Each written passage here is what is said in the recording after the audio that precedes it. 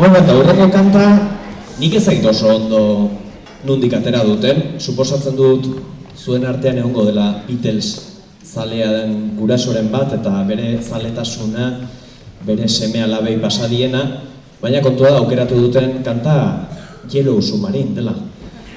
Eta, ikusiko dugu, kanta horren gainean oporrei buruz zer daukaten esateko.